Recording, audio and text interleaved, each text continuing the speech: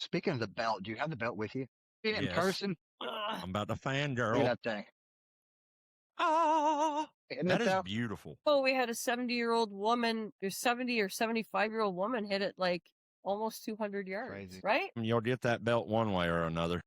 Welcome to episode number 15 of From the Bunker podcast. Guys, 15 weeks in, it's been a ride, and I've loved every minute of it and appreciate all the support. If you haven't yet, of course, like, comment, subscribe, follow, leave a review, unsubscribe, resubscribe, unfollow, refollow, wherever you get the podcast. Appreciate everybody tuning in. As always, today's episode's brought to you by none other than 4 Golf Apparel. Got the rope hat on. Just put out some videos on all the quack quack duck gear if y'all want to check that out. But back in 2024, guys, they started testing fabrics, dialing in fits, and just putting together an epic brand and an affordable brand. And that was their mission. They wanted the clean style, comfortable fabrics that wouldn't leave you having to take out a second mortgage on your house to buy a couple shirts and a hat. So if you want some apparel that looks good, feels good, plays good, and doesn't break the bank, look no further than 4golfapparel.com. That's FORE, golfapparel.com. Use code From the Bunker to get 10% off your order. And that even works on stuff that's on sale. But guys, what a weekend of golf we had. Let's just jump right into it. Starting out at the Farmers Insurance Open, Justin Rose put on a unbelievable show. Did he not? 23 under. Okay.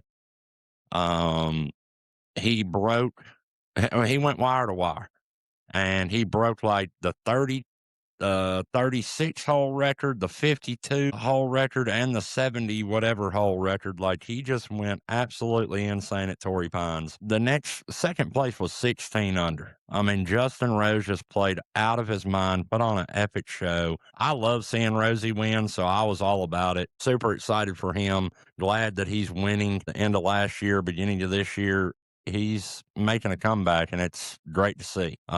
Really is great to see. What an epic tournament.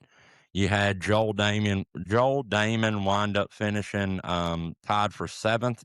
When he was in second place, he wound up shooting one over on the final day. Tony Finau, man. Tony Finau finally makes a cut and plays some good golf. Got a hole-in-one. I'm pretty sure the first hole-in-one of the year, of the season on the PGA Tour. Tony Finau finished tied for 11th at 12 under, still taking home a $200,000 bag of money. Some other notable names in the top 10, Maverick McNeely finished 10th, or Jake Knapp finished tied 5th. Of course, Joel Damon tied for 7th. Andrew Novak tied for 7th. Siwoo finished tied for second at 16 under.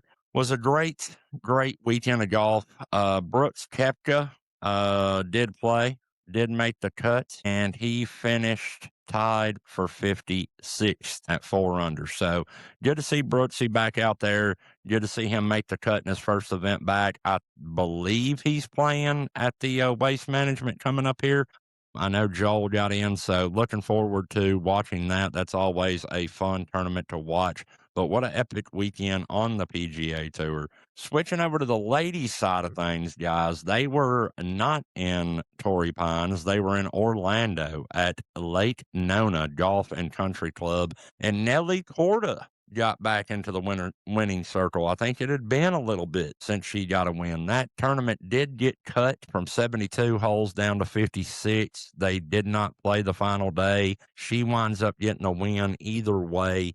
And I'm a big Nelly fan, so really, really glad to see Nelly back in the winner's circle, or this weekend down in Florida, in Orlando. What a performance she put on. So great golf all the way around on the PGA Tour side and the LPGA Tour side.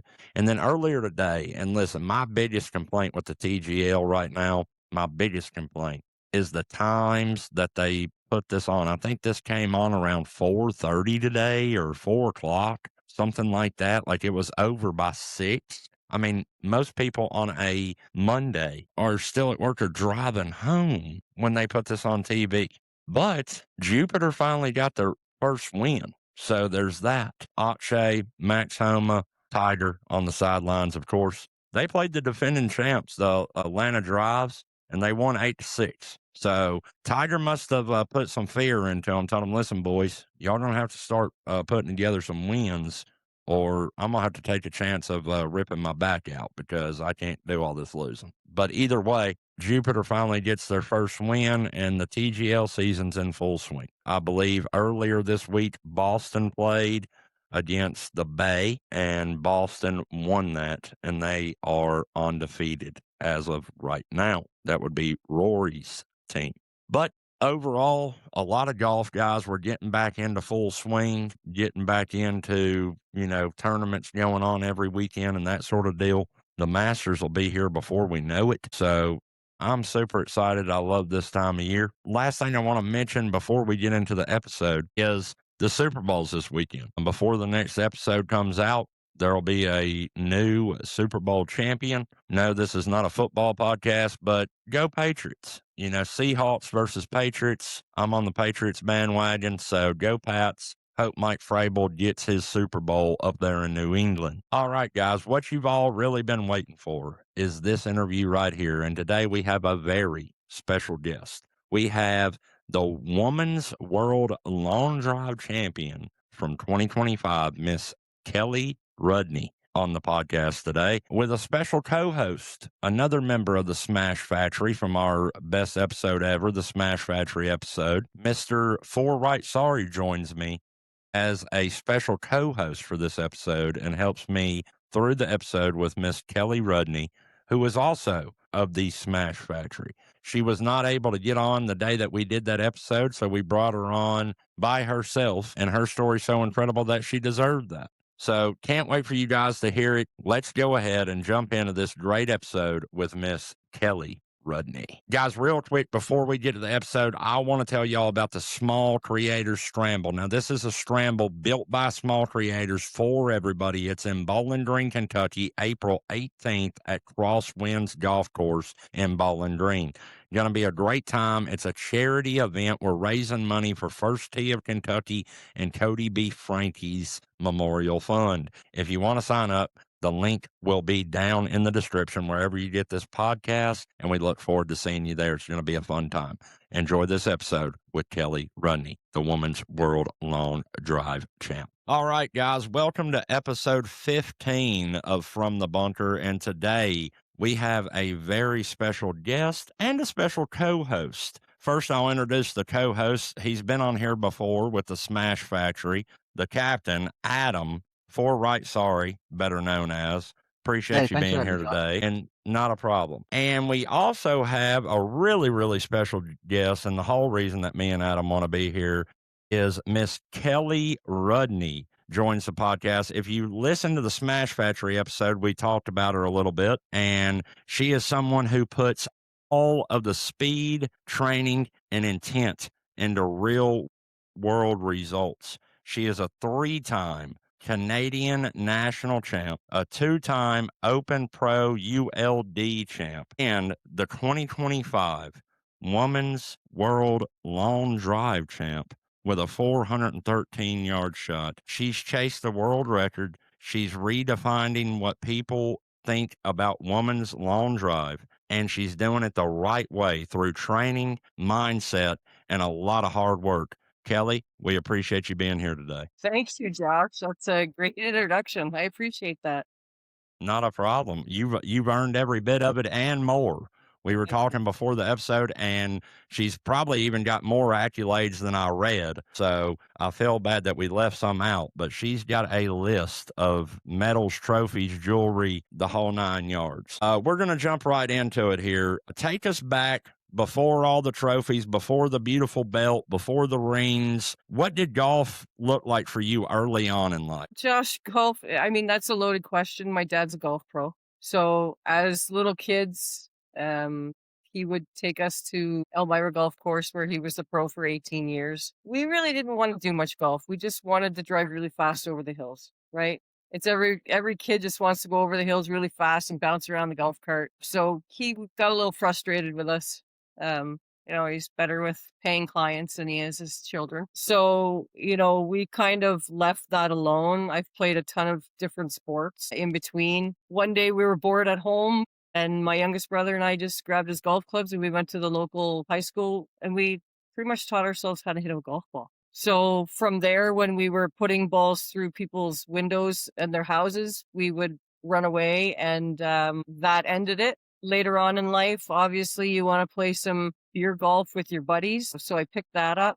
Basically, I played, I don't know if I could say this, but kind of all my life I've played whack fuck. I'm still playing whack fuck. Well, I mean, I am too. I don't play enough anymore. At one point I was an 8 handicap. I really enjoyed it, but then I found long drive. So I'm gonna try this year to do both. Play a lot of golf with a lot of good friends, and still compete at long drive. That's absolutely awesome.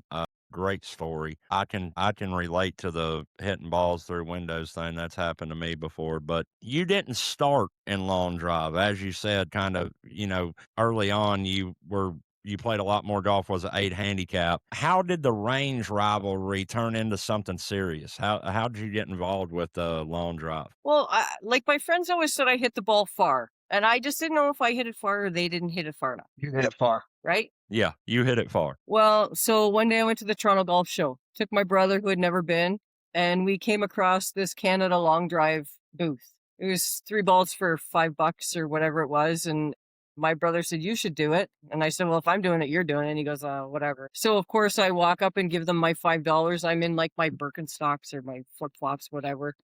And actually, one of them's a really good friend of mine now. His name's Chris McLean. He was running the booth, and it was kind of funny because they kind of did the eye roll.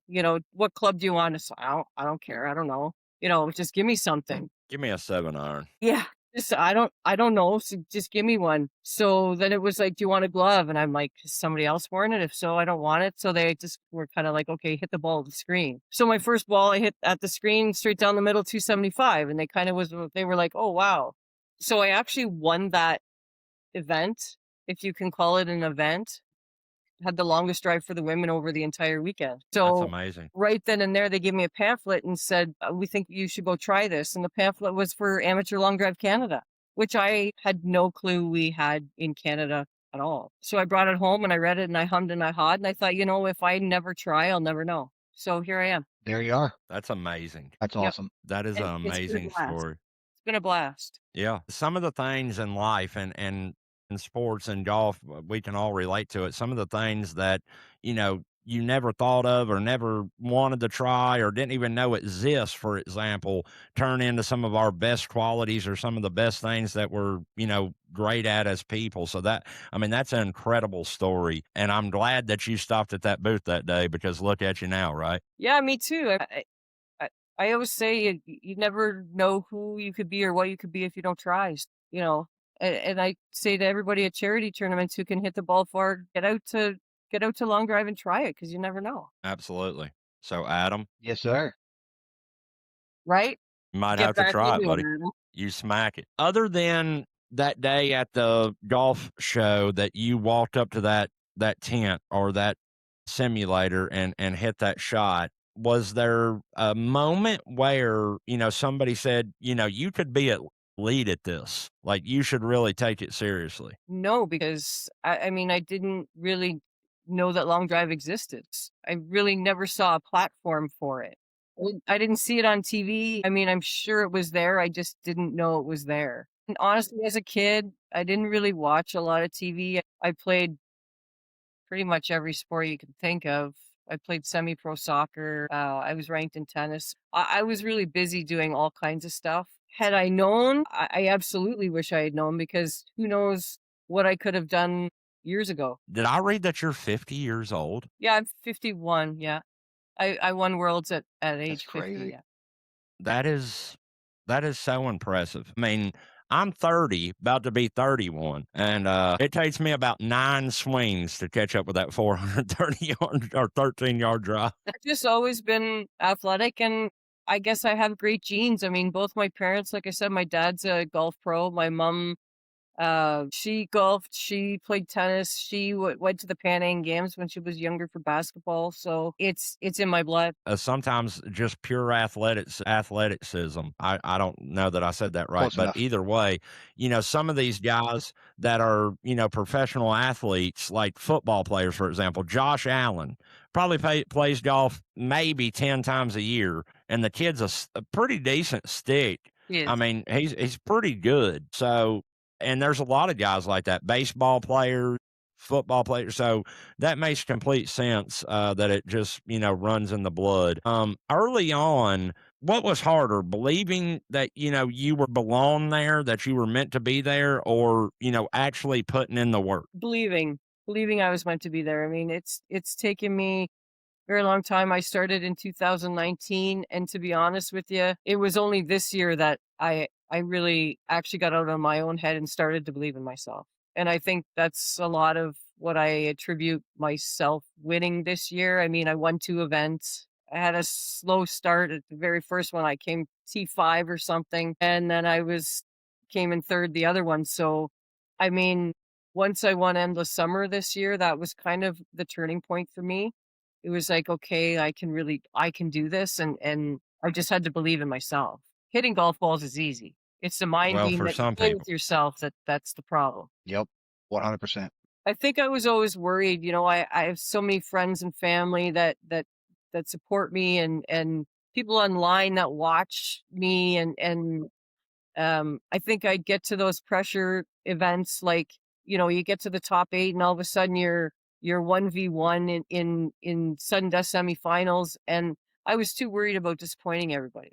You know, oh my God, I'm going to disappoint people if I don't get further. Totally makes sense. And do you think that that's what clicked for you? Was it that moment that you decided, okay, I'm going to believe in myself? Is that what kind of changed everything? Is that what kept you going, got you going, kept you going? Yeah, so my very first event this year, I have Graves' disease, which is hyperthyroid, and my medication stuff was great forever, and then I ended up relapsing. So my levels went all wonky. I lost a whole ton of weight. I lost muscle. I was tired. And the first event was really hard. I was not going to go. I went because I paid for everything already. And I did better than I thought. Like, I tied for fifth. So it was that Awesome. point I was like, okay, I've lost 20 pounds. I've lost a ton of muscle. I'm weak, and I'm still in the mix. So, once I got that right, I felt great. And then the next event was Endless Summer. I felt amazing. And right really from the beginning of Endless Summer, felt like I was going to win that event. So that was kind of winning that event was a turning point, because I literally got up every day after that and told myself I was going to win Worlds. That's amazing. And you did. That is absolutely amazing. What does long drive demand mentally? Since we're getting over there to believing in yourself, what does it demand mentally that people never see? I think it's like any sport. I mean, there's so many of us that are, I don't want to say I don't want to say that we're non-believers, but we are in Yep. ourselves. Not in a Yep. sport, not in anybody else, but in ourselves. We get so into, everything going on around us, and who's going to think what if we don't win, and all that kind of stuff. And I think at some point in time you end up kind of beating yourself down, and not on purpose. But it's definitely the mental aspect is a make or break, I think. And I think a lot of people suffer in silence because they just put so much pressure on themselves, and then they can't perform, and nobody really asks why or understands why you're just so down in the dumps, because you just can't mentally get past it. That makes a lot of sense. And I'm in golf a totally different way We than all you. are a totally different way than her. Yeah. And I'm kind of, but I can still understand that in a totally different way, right? But even sometimes with content, I have those same feelings about, I've got to impress people. I've got to do this a certain way, or they're not going to like, I struggle with that same stuff, just in a different way. And yours is for a lot bigger prize, right? But I totally understand where you're coming from. So appreciate you sharing that with me. I think mental health is something that's not talked about enough, and No, it's not. 100%. struggling with believing in yourself. Welcome to the show, my guest co-host, Mr. Forwright. Sorry, It take it is from here, good to be buddy. here, Josh. I appreciate you having me on. Had a blast last Yes, time, and sir. he asked me to co-host today, and I was like, absolutely. I'm not working. I'm totally game. You know, when we had everybody but Kelly on, she was watering her sled dogs or something up in Canada. I don't remember what she was doing, but you know, we met at that your creator tournament you had down there, which was a blast. Love playing in that. And this is kind of where we all got the idea, you know, to form the Smash Factory. I was heading to another tournament down in Florida. It was a creator tournament, and I had a guy back out last second. His son got sick. And I was like, crap, I need somebody else. So just as a whim I made a TikTok video, and I was like, hey, anybody wants to play in this creator tournament, let me know. So I get a message from Kelly Rudney. It's like, that name sounds so familiar. I can't place it, but I know that name. And then I looked and I was like, holy crap, that's why I knew that name. She's a women's world long drive champion, obviously. And I was like, it was probably a fake account. Guess what? It wasn't. It was Kelly. It was real. So we got to meet down there in Florida. Kelly flew in and she was driving up from Orlando. And I was like, hey, just meet me at Golf Galaxy. And I was walking over there. She said she was there. And I was like, man, she's famous. She is literally a world champion. I really hope she's not a bitch. Like, please don't be, please be cool. And she's literally one of the coolest, most humble people I've ever met in my life. I consider her a good friend now. And I'm so glad that we ended up, you know, meeting and being able to do some stuff together. It was awesome. Me too. And you know, I took a chance. Like I said earlier, I didn't know if you guys were just gonna like murder me and chop me up in pieces, or you know, I just finished the creator open, and I thought, what a great thing to just jump into another one. So, So glad you you know, I did. took the chance. So, you know, long drive, violent and fast, it's crazy. Josh talked about the mental state earlier. How do you handle all the pressure of this? Like with being a world champion, with being in the public eye, with having to perform. I mean, how do you just stay so calm and just so humble? Like, how do you do it? Well, I mean, I haven't had to hit in another event since Worlds. I don't really feel any pressure at this point. I mean, I know there will be whenever the schedule comes out for the first event. I'm sure the eyes will be on me a lot. How am I going to handle that? I mean, I don't actually know. I'll go out and have fun. I mean, I perform better when I have a good time and I'm laughing and I'm joking, and you know, we'll see how it goes. I just try and stay positive. I mean, like I said, I haven't had an event yet, so I know the belt comes with some Much pressure. power comes much responsibility. Absolutely. And at this point, I don't feel any because I don't know when the next event is. Speaking of your world championship last year, final swing.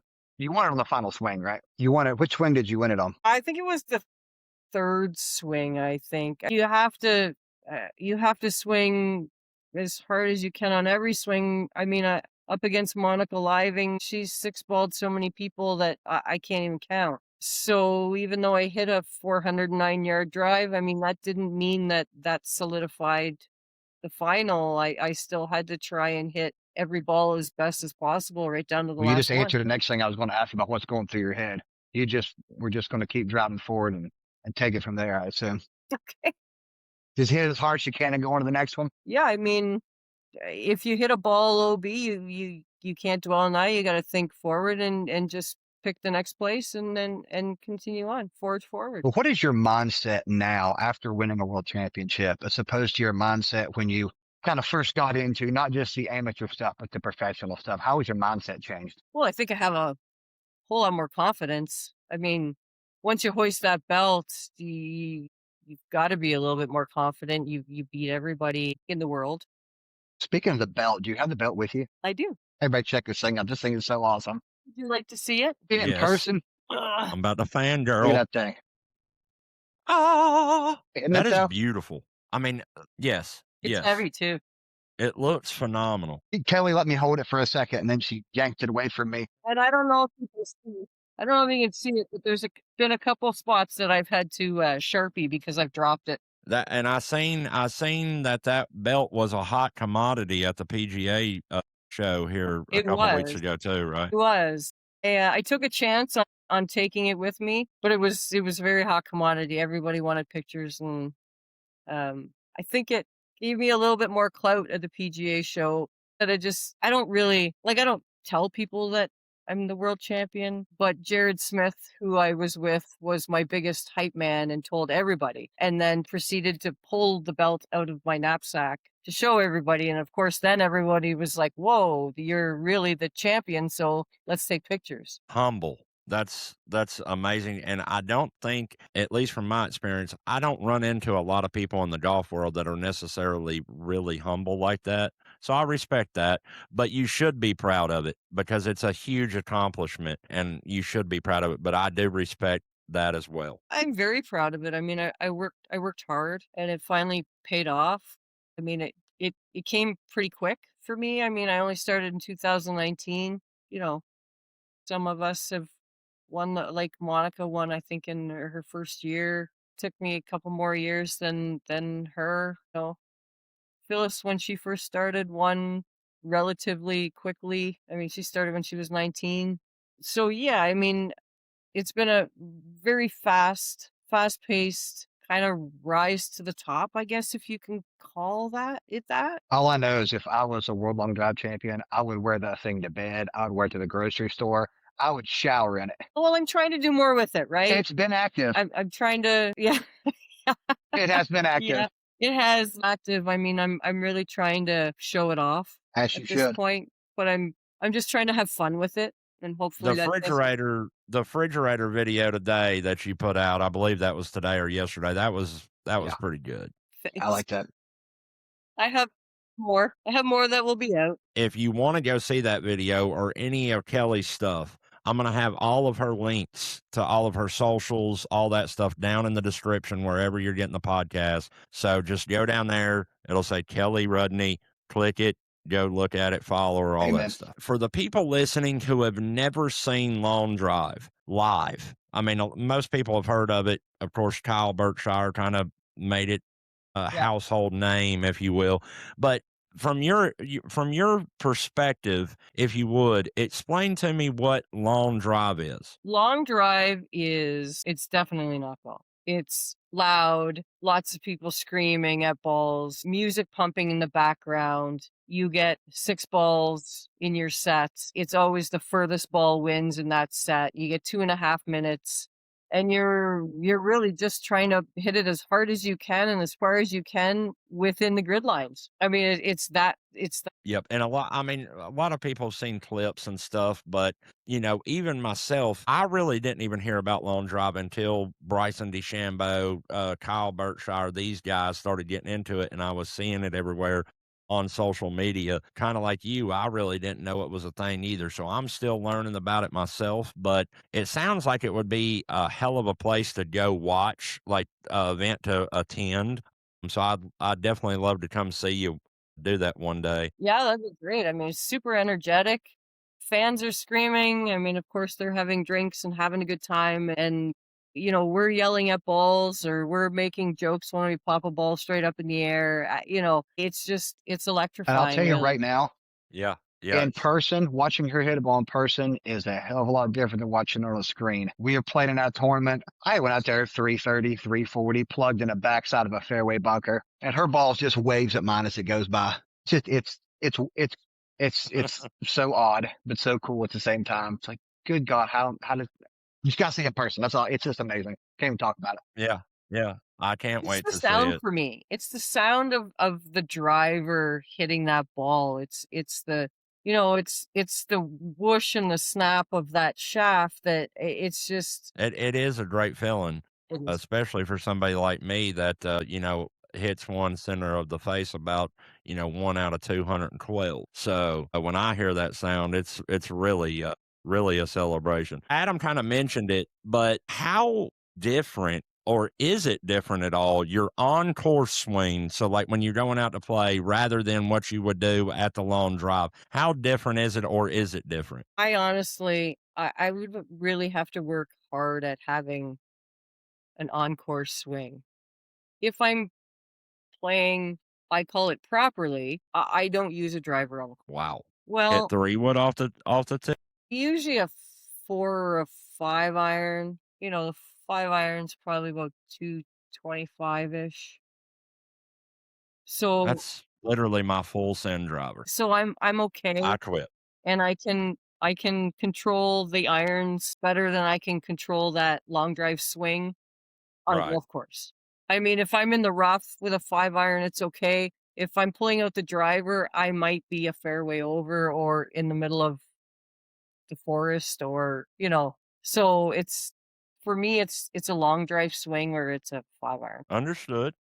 I respect that. I mean, I guess if you hit your 5-iron 225, I mean, you really don't need a driver, Not so really. I totally get it. Well, I I mean, don't this get is it, but I sports do. management, right?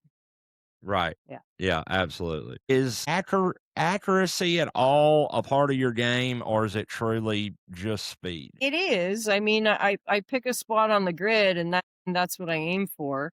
Um and if I pick the right spot and I hook it a little bit, I'm still okay. I'm still in the grid because I've picked a spot, on the right-hand side. So as long as I can aim for that spot, if I have a little bit of spin on that ball, it's still gonna land in the grid. And in saying that, sometimes we don't hit the grid. Sometimes it's just not in the cards. So Yeah.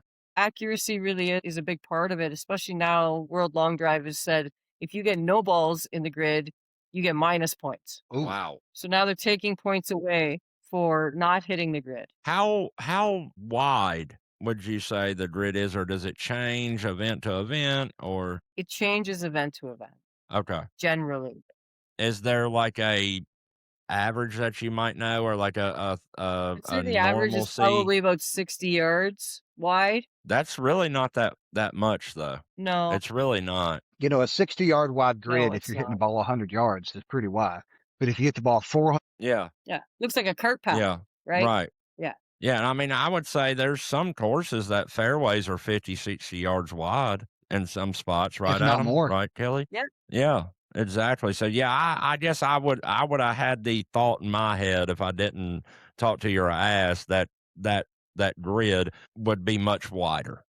So that really answers the question about accuracy because like you said, you kind of do have to be accurate as well. So I mean that's even more impressive that you can hit a ball so far 413 yards and still get it within a And it shows fairway you how pretty much. good that they actually are, that Kelly actually is, to hit a ball that far and hit it inside of a designated area that small and do it repeatedly.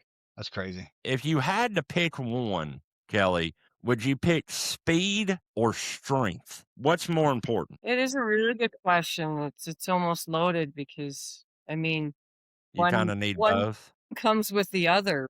Yeah. Yeah, I guess. I think you kind of need the strength. If I look back to when I was not healthy, I wasn't as strong.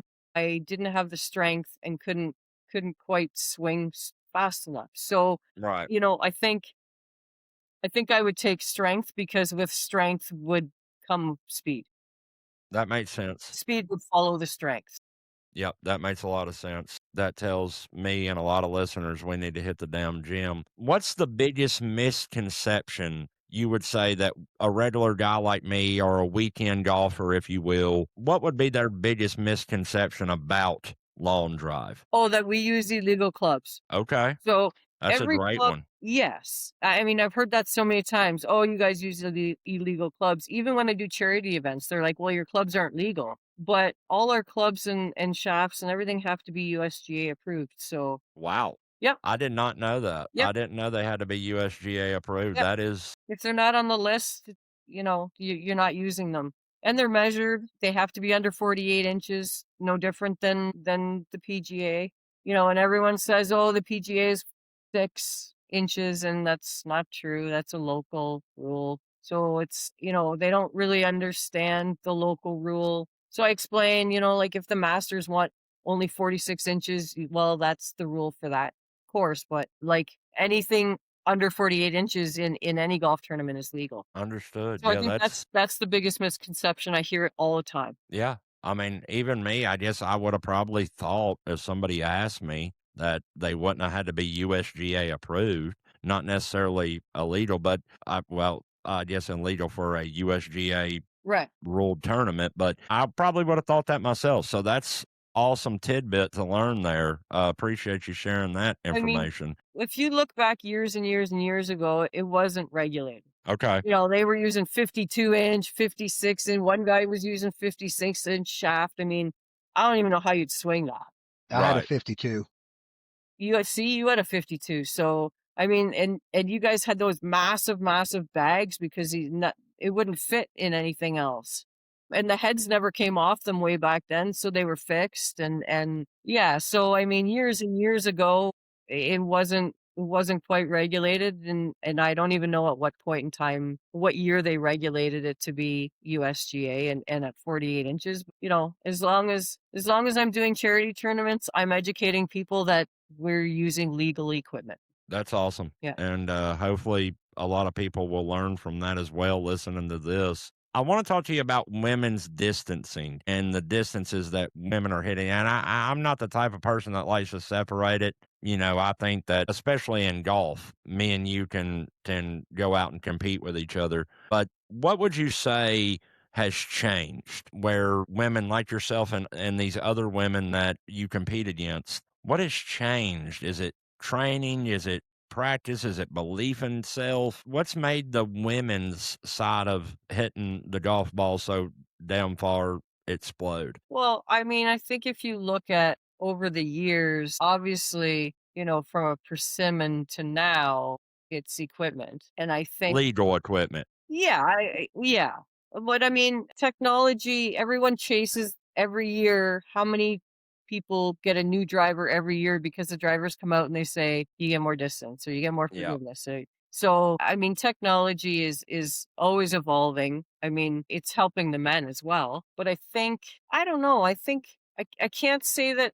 Well, I definitely can't say that we're more in shape than they used to be because, I mean, we're all athletes, so we all have to be in some sort of shape. I think, I don't know. I think it's just in evolution. I Yeah. can't really pinpoint one thing because I mean, I'm newer in the sport as well. So, I mean, I could look back and say, yeah, the balls are different and the clubs are different. And, the sport, the training has evolved just like every other sports. I think you can say that probably for all sports that equipment and training and everything else has just gotten a little I bit feel more like the advanced. science and the technique too.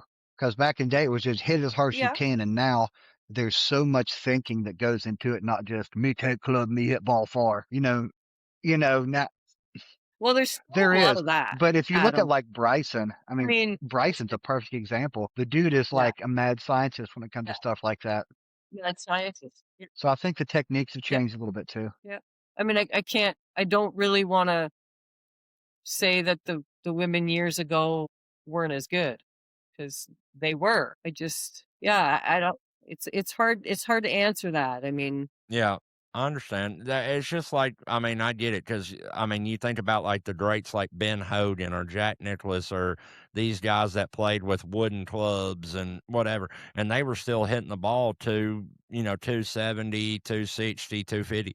Imagine them guys playing in today's day and age with the balls and the clubs that we have now. right? So that Be on the makes long drive total range, sense. Yeah. right? Yeah. So I've seen your setup, I've hit your setup, but a lot of people want to know what kind of setup you got, your head, your shaft, your grips. With a grip, that's what threw me for a loop. The grips throw a lot of people for a loop, but I mean, once they try them, they usually come over to the other side. So I use an Acura shaft right now. It's an MO, so it's very whippy. Very whippy. Yeah, it is. It's probably about 190-ish CPM in and around there. I use it just under 48 inches, so nobody can say it's not legal. I use Cobra heads. So this year was the Adapt. So I did use a 9-degree as well as a 6. So, depending on conditions wherever I am, I'll choose which head to use. And the summer I used a 9-degree. I have it turned down future fit to a 7. And then the 6-degree head, obviously I hit at a 6, a 7 or an 8, again, depending on the conditions, which direction the wind's going, all that kind of stuff, right? If it's wet out, slight bit of science behind it. But my grips are Jumbo Max, and that's Bryson's grip. I actually use the Straight Tech ultralight mediums. So they're a little bit bigger. I mean, I've tinkered around with the larges. I may go back to those. I'm not sure, but my hands are very fast. And yes, I'm getting older. So I do have a little bit of arthritis in my one hand from catching pucks and that kind of stuff. So the bigger grips afford me to not murder my grip. Like you used to be able to feel like the fingerprints from me grabbing grabbing the club, and my hands are very fast. So when I block myself, I have to flip my hands over. And even sometimes when I don't block myself, I do that. So the bigger grip slows my hands down. So I'm not quite so flippy. Yeah, I mean, Jumbo Max has a great little app that you just do on your phone. It takes a picture of your hand, it asks you a couple questions, and it spits out a couple of recommendations for their grips. I might have to try that. It's real easy. I mean, it's almost foolproof. So the way you described it, a lot of people probably won't understand. What's it comparable to? Is it comparable to like a stiff shaft, an extra stiff? More like senior No, flex, I would it's think, right? more like senior flex. I always tell people if you waggle a pool noodle, that's pretty much what You're it not is. that far off. So normally somebody, at least like the common golfer, if somebody has a higher swing speed, they're going stiffer and stiffer and stiffer. What is the reasoning behind you using a senior flex? Is it the whip? It's the whip. Okay. Yeah, for sure. I mean, you time that puppy up and you're hitting it 409 yards to win the world championship. Apparently, that's how you do it. So you gave your secret out. No, yeah. No, I think with long drive, I think if you look back, it's kind of gone on a trend, I think, for a lot of the guys. They were like 6X stiff, and then, somebody would come in and win with a whippier shaft, and then that kind of everybody went that direction, and then, like somebody like Justin James would come back in with a stiff shaft again, and then it would kind of it fluctuates with the guys. I'm not too sure if it does with the women. I think we just kind of all use what we like and what works for us. And I think we're a little bit more stubborn that way. It's not Makes really a sense. trend for us. Women are definitely stubborn. Not you, Kelly, but No, all the we other do. women. I'll admit it. We all are. I'm probably gonna get some heat from saying that, but Kelly, if you had to choose, would you rather spend more time in the gym working on your strengths or more time working on technique at the range or like in a sim or with a coach? I think I would spend more time in the gym. I work like 16 hours a day and I don't really have the time. If you I had mean, the by the time, time I drive home, if I had the time, it would be more time in the gym. that's fair. Definitely. I mean, I can hit a bucket of balls and be happy as long as I've worked on what I wanted to work on. But I think it's more the gym for me.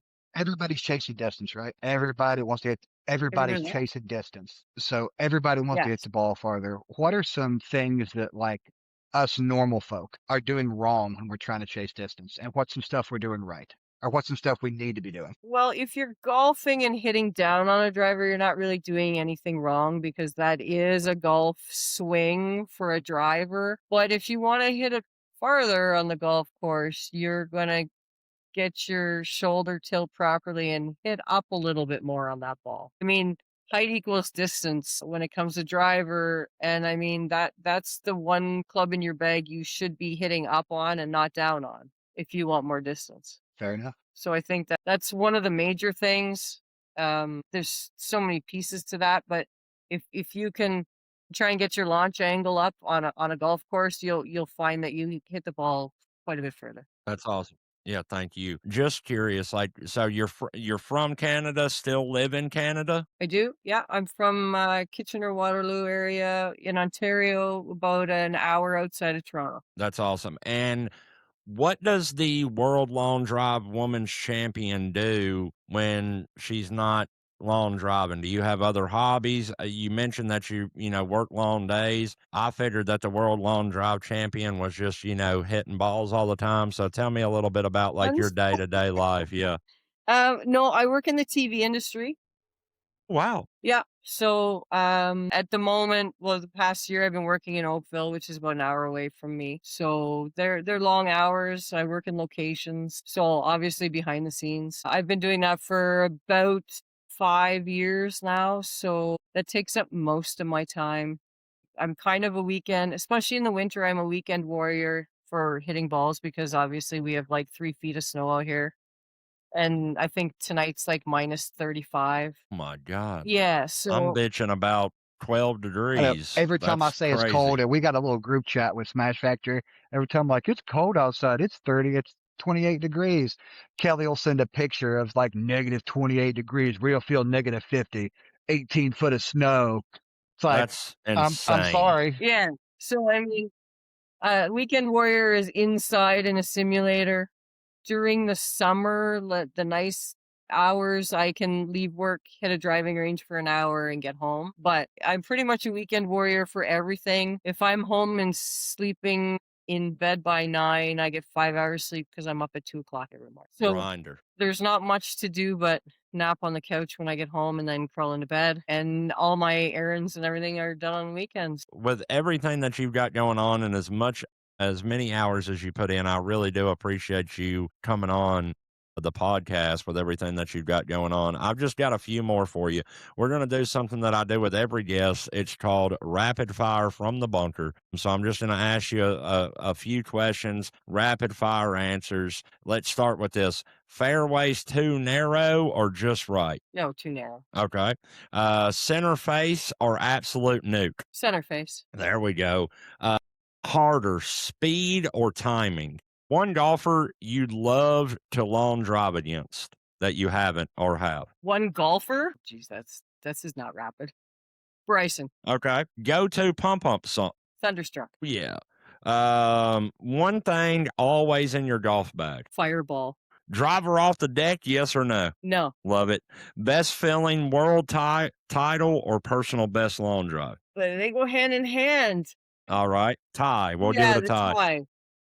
What's still left on your golf bucket list? To play more golf. Love that. Love that. And then the last one, this is not necessarily a rapid fire. This can be a little bit longer form. So I was talking to a buddy earlier today. Shout out my buddy Breaking 80 Golf. And he wanted me to ask you, he said that he was looking at, a bunch of your stuff, a bunch of your swing videos and things like that. And he noticed that your swing speed was just a couple miles per hour higher than his. But of course, he's not hitting the driver near as far as you are. He was curious, what is the difference? What are you doing different that's giving you that distance with a similar swing speed? Even though let's point out the fact that yours is faster than his. I think it's the technique on hitting up on the ball. Your swing path is a big one. If you're cutting across the ball, if you got too much spin on the ball, then it's going to drop out of the sky. You're not going to hit it as far. That's just a couple of ideas of why you might not be Probably hitting some as spin too. far. I mean, I've worked. That's what I mean. If you have too much spin, it's not going to go anywhere. That's the same as Totally if you makes have sense. not enough spin, it'll drop right out of the sky too, right? So You got to find that perfect sweet spot. yeah, and I mean, go get fitted for your swing. I mean, that's what I did. Like this year with the Future Fit, I took all my stuff to Virtual Golf, and I took all my shafts, all the different shafts, all the heads, all the different weights, and I gave them to him, and I said, "Build this stuff. Don't tell me what I'm hitting, and I'll just hit it, and we'll figure out my best optimized set." A blind Right? trial almost. We spent about 4 hours that day. I spent about 4 hours hitting balls on the simulator, and he just kept switching stuff out, and no, that didn't work, and this doesn't work, and I mean, clearly it works because So, something worked. I mean, I won 2 Yeah. events this year, and it was after I got fit, so I think that's kind of a big part of it. Yeah, absolutely. I got some closing questions for you.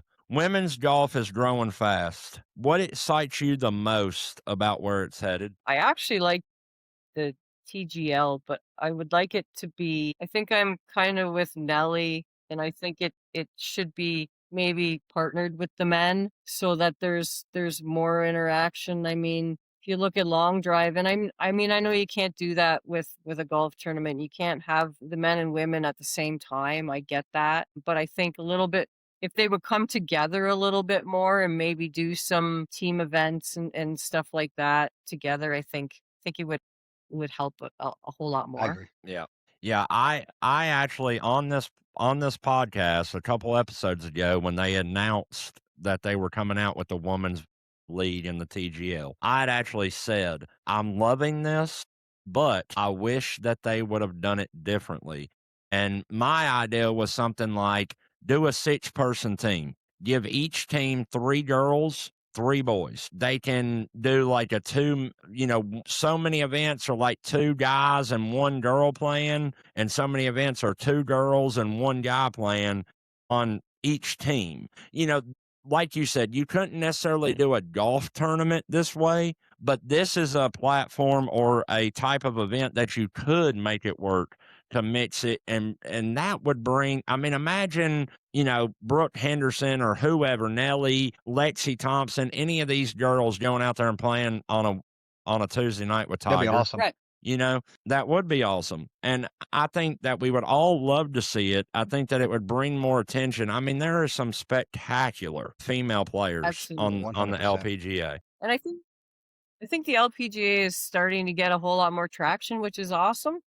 I just think it would be great interaction for the men and the women to play together and I guess collaborate. Really. Yeah, It's no I different than totally that agree. and I collaborating out on the golf course together. We have a great time, and I think in that whole TGL league, it is more fun. It's not out on the golf course. They're laughing. I've never seen Tiger laugh so much in my life, right? Right. So they're having a good time. So I think that would bring the 2 leagues kind of closer together. And to see the men and the women together and laughing and having a good time, I think people would really enjoy that. Yeah, so TGL, if you're listening, my take is you're missing the boat with not putting the women together with the men, and you're missing the boat not having at least one content creator on each team, but that's my personal opinion. Anyways, this is an important one. For young girls or golfers listening, thinking, this isn't for me. I don't want to go try to, I can hit it far, but I don't want to go try. What would you tell them? Do it anyways.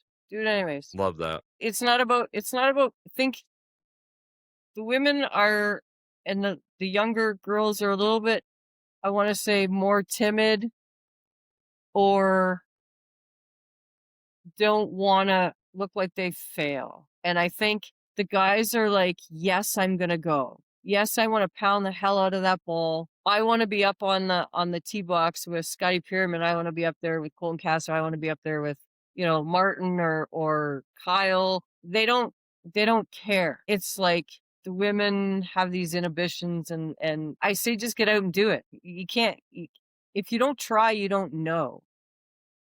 If you go out and you don't hit it all that well the first time, there's so many people that will help you. People break clubs and don't have another club, and we give them one of our clubs.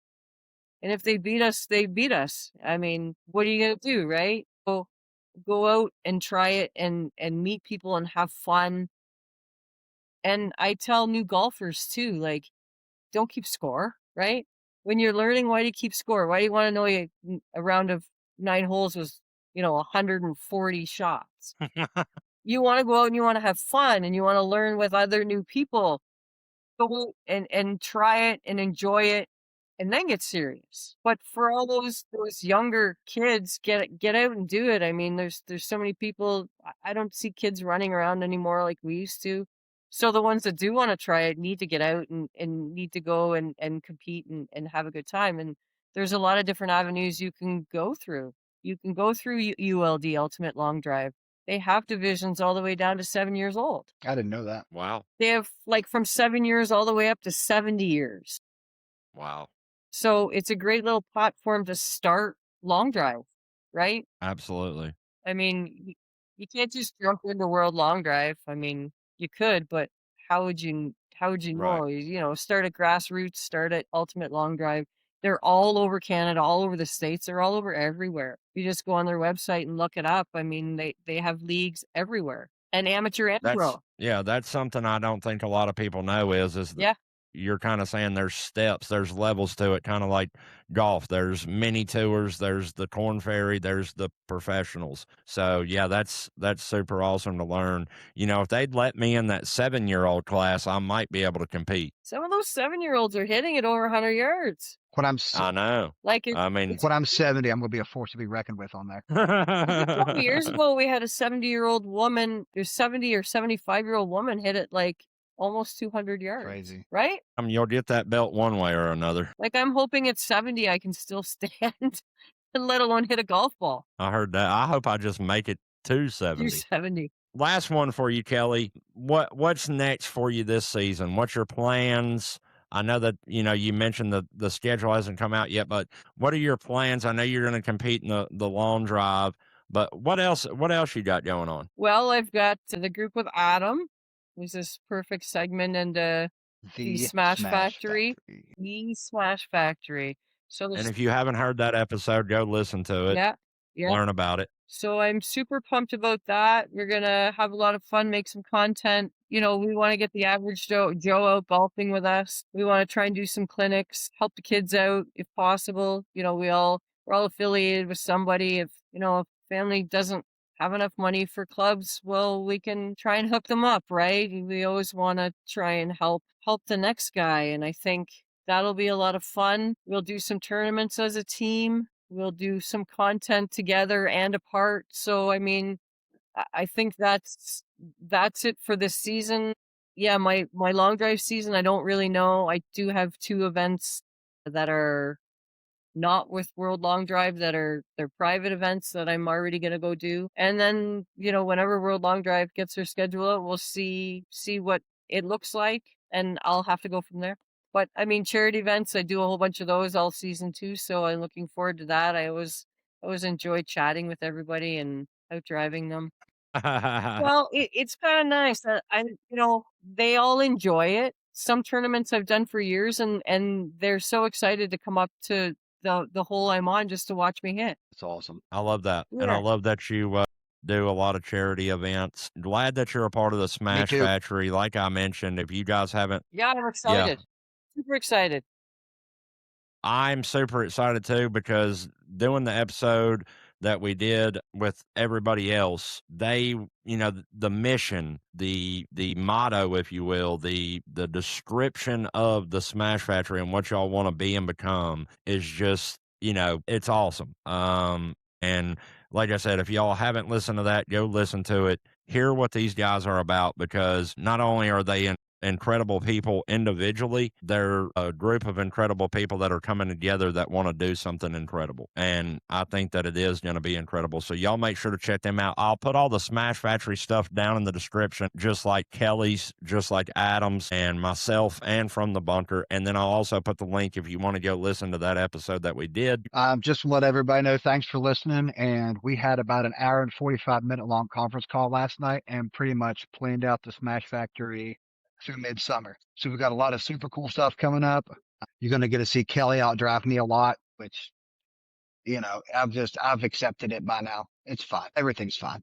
And we're going to have a blast. We're going to have some cool people on. We're going to have some people you guys are going to know and you're going to recognize on as well, which is kind of cool. So have some cool special guests in the process of being lined up. Some already lined up. And Kelly will outdrive them too. I mean, that's just kind of what she does. Sometimes. Sounds like it's going to be an awesome year. I can't wait to get you guys and the whole entire Smash team back on here in a couple months to touch base and see what's going on. But Kelly, thank you so much for your time. Guys, this was episode number 15 of From the Bunker. We appreciate you. Make sure you check out everybody's links down in the description, and we'll see you next Tuesday at 7 a.m. Thanks. Thank you so much.